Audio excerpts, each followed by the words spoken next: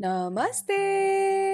आज हम बनाने वाले हैं बहुत ही ज़्यादा लजीज क्रिस्पी क्रिस्पी इस मौसम के लिए बेस्ट आलू प्याज के पकौड़े। ये बहुत ही टेस्टी और सिंपल सी रेसिपी है जिसमें ऑब्वियसली बहुत ही कम इंग्रेडिएंट्स आपको लगेंगे और ये क्रिस्पी क्रिस्पी पकौड़े आपके घर पे बिल्कुल गर्मा गर्म चाय के साथ या फिर शाम में ऐसे ही किसी चटनी के साथ खाने के लिए बिल्कुल तैयार हो जाएंगे। बस कुछ चीजों का आप ध्यान रखोगे तो ये पकोड़े और भी नेक्स्ट लेवल टेस्टी बन सकते हैं। तो इस रेसिपी को शुरू करते हैं ताकि आप भी इसके मजे ले सको। तो यहाँ पे मैंने ले लिया है एक कच्चा आलू। ठीक है, मैंने अच्छे से इसे धो लिया था, फिर उसके बाद मैंने इसे छीन लिया था और यहाँ पे मैं ग्रेटर के मीडियम साइज वाले होल से इसे कर रही हूँ ग्रेट। ठीक है, बहुत ही आराम से आपको इसे ग्रेट करना है और जब लास्ट पार्ट पे आ जाए ना आलू, तो आप अपनी हथेली का इस्तेमाल करना, उंगलियों का नहीं तो आप अपने उंगलियों के भी हिस्से को डाल दोगे पकौड़े में और उससे टेस्ट तो नहीं बढ़ने वाला। तो यहाँ पे आलू ग्रेट होके बिल्कुल तैयार हो चुके थे, तो मैं उसे ट्रांसफ़र कर रही हूँ एक पानी वाले बोल में। ये थोड़ा सा ठंडा पानी है, ठीक है, और आप इससे एक दो बार इसे वॉश कर लोगे। अगर आपके पास ठंडा पानी नहीं है तो कोई दिक्कत नहीं है, आप नॉर्मल पानी से भी इसे वॉश कर सकते हो। एक दो बार आप बस इसे वॉश कर लोगे और उसके बाद आपको क्या करना है, आपको इसे छन्नी पे इस तरीके से रख कर छोड़ देना है ताकि ये थोड़ा सा ड्राई हो जाए। आप चाहो ना तो इसे पंखे के नीचे रख सकते हो, फटाफट ये ड्राई हो जाता है। अब यहाँ पे हम ले रहे हैं एक प्याज और ये बड़ा सा प्याज है। ठीक है, आप इसे कर लोगे इस तरीके से चॉप। ये इम्पॉर्टेंट है कि आप इसी तरीके से इसे चॉप करो। आप चाहो तो लंबे लंबे स्लाइसेस भी कट कर सकते हो, लेकिन इस पकौड़े में ना मैं इसी तरीके से इसे चॉप करती हूँ और बहुत ही अच्छे से ये कैरामलाइज होके बहुत ही बढ़िया टेस्ट देता है पकौड़े में। तो ये इम्पॉर्टेंट है कि आप इसकी कटिंग ऑलमोस्ट इसी तरीके की रखो। अब यहाँ पे मैंने आलू और प्याज को मिक्स कर दिया एक बोल में, जैसा कि आप देख सकते हो। अब इसमें हम कुछ टेस्ट मेकर वाली चीज़ें डालेंगे, जैसे कि यहाँ पे ले लिया है मैंने बारीक कटी हुई हरी मिर्च और फिर मैंने इसमें ग्रेट किया हुआ अदरक डाल दिया है। ठीक है, एकदम बारीक ग्रेट करना आप। फिर मैंने थोड़ा सा कड़ी पत्ता ऐड करा है। कड़ी पत्ता को अच्छे से चॉप करके आप ज़रूर डालना इसमें। और फिर मैंने इसमें काली मिर्च को डाला है जो कि बहुत ही दरदरी कुटी हुई थी। ये बहुत ही ज़रूरी है। अगर आपके पास दरदरी कुटी काली मिर्च नहीं है तो आप पाउडर भी डाल सकते हो। फिर मैंने इसमें अजवाइन को हाथों से हल्का सा क्रश करके डाल दिया था। फिर मैं इसमें कुछ मसाले और नमक ऐड करूँगी। सबसे पहले तो नमक और फिर उसके बाद लाल मिर्च पाउडर और थोड़ा सा धनिया पाउडर। इन सारी चीज़ों को डालने के बाद ना आपको अच्छे तरीके से इस मिक्सचर को मिक्स करना है। अभी नमक डालते ही ना इस मिक्सचर से निकलेगा पानी। बहुत ज़रूरी है कि पानी आप निकलने दो थोड़ी देर और फिर उसके बाद हम इसमें धनिया डाल देंगे। ये बारीक कटा हुआ धनिया है। फिर मैंने थोड़ा पानी छोड़ने के बाद इसमें डाला हल्का सा चावल का आटा और फिर मैंने इसमें बेसन को ऐड कर दिया। अगर आपके पास चावल का आटा ना हो तो आप सूजी का इस्तेमाल कर सकते हो। ठीक है, दोनों बहुत ही बढ़िया टेस्ट देंगे इस पकौड़े में। और फिर सारी चीज़ों को हम अच्छे तरीके से मिक्स कर लेंगे। आपको इसमें थोड़ा भी पानी ऐड नहीं करना, ये बहुत इंपॉर्टेंट है। और हाथों से ना हल्का हल्का आप सारी चीज़ों को दबाते हुए मिक्स करोगे।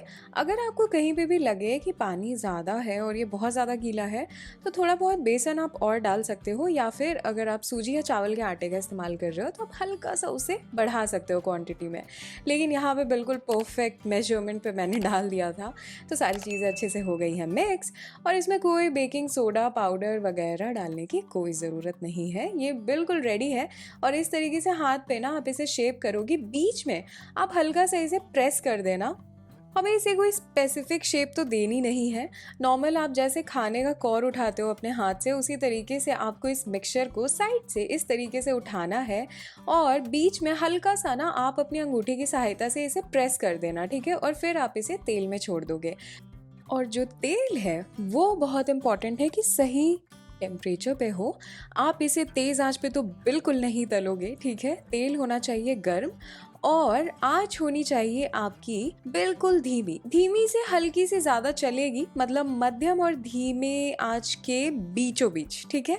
लेकिन तेज़ आँच पे तो आपको बिल्कुल पकौड़ों को नहीं तलना है। सबसे इम्पॉर्टेंट है कि इसमें आलू ना कच्चा है, तो उसका पकना इम्पॉर्टेंट है, इसलिए आप इसे मीडियम टू लो फ्लेम पे ही हमेशा फ्राई करोगे, ठीक है। आराम से थोड़ी देर के लिए जब आप इसे डालते हो ना तेल में, आप इसे बिल्कुल नहीं छेड़ोगे, मतलब आराम से आपको इसे रेस्ट करने देना है तेल में। फिर जब एक साइड से ये शेप अच्छे से पकड़ लेना, उसके बाद हम इसे अलट पलट करेंगे, ठीक है। इसको आराम से आपको पलटना है, ये नहीं कि बहुत ज़ोर से पलट दिया, लेकिन ये शेप जब ले लेता है तो बहुत ही आसानी से ये टूटेंगे भी नहीं और आप इसे पलट पाओगे। और थोड़ी ही देर में आप देखोगे कि पकौड़ों का कलर कुछ इस तरीके का हो गया है, बिल्कुल परफेक्ट कलर है ये, गोल्डन ब्राउन क्रिस्पी क्रिस्पी पकौड़े हमारे बिल्कुल तैयार है। तो यहाँ पे आप इसे एक स्ट्रेनर पे रख लो, मतलब एक छन्नी जैसी चीज़ पे रख लो। आप चाहो तो टिश्यू पेपर पे भी इसे रख सकते हो, लेकिन ये जल्दी सॉगी हो जाता है, मतलब मुलायम हो जाएगा अगर आप इसे टिश्यू पेपर पे रखोगे। लेकिन किसी छन्नी जैसी चीज़ पे अगर आप इसे रखते हो तो ये ज़्यादा देर तक क्रिस्पी भी रहते हैं और बहुत ही लजीज लगते हैं। इसी तरीके से आप सारे पकौड़ों को तल लोगे। जिन चीज़ों का मैंने आपको ध्यान रखने के लिए बोला है, आप उसका ध्यान ज़रूर रखना। सबसे पहले आँच का और इसकी शेप का, ताकि ये बीच में से कच्चा ना रहे। अगर आप इसे गोल गोल बना दोगे तब तो आप इसे बिल्कुल धीमी आँच पे ही तलना, लेकिन मैंने इसे बीच से थोड़ा सा जो प्रेस करा था ना, उसकी वजह से आप मीडियम टू लो फ्लेम पे इस तरीके से मेरी तरह ही इसे तल सकते हो जैसे मैंने तला है। अगर आपने इसे गोल गोल बना दिया तो होगा ये कि बीच में से ये कच्चा रह सकता है और जो अंदर के आलू है ना, वो भी कच्चा टेस्ट कर सकते हैं, जो कि हम बिल्कुल नहीं चाहते।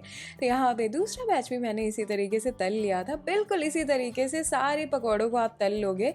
अब पकौड़े तो बिल्कुल रेडी हो गए थे, तो मैंने यहाँ पे ले लिया है करी पत्ता और विथ स्टेम, मतलब डंडी के साथ ही मैं इसे फ्लैश फ्राई कर लूँगी। फ्लैश फ्राई का मतलब होता है इसी तरीके से आप छन्नी पे बस करी पत्ता को डालोगे, ठीक है। और आँच ना बिल्कुल धीमी है तेल की, ये मैं बता दूँ, क्योंकि वो ऑलरेडी गर्म था। और कड़ी पत्ता तुरंत इस तरीके से फ्राई हो जाएंगे।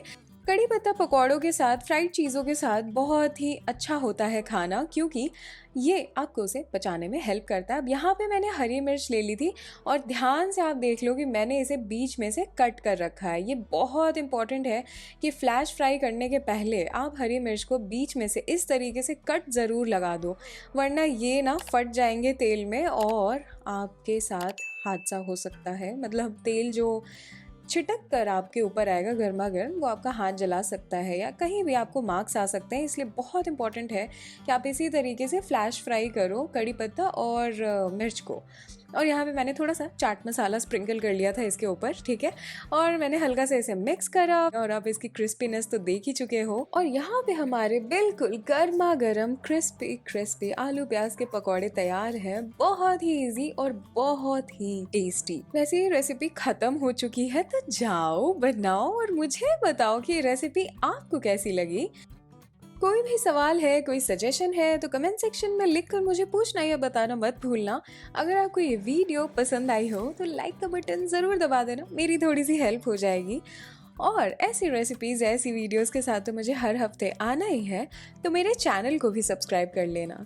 तब तक के लिए बाय बाय।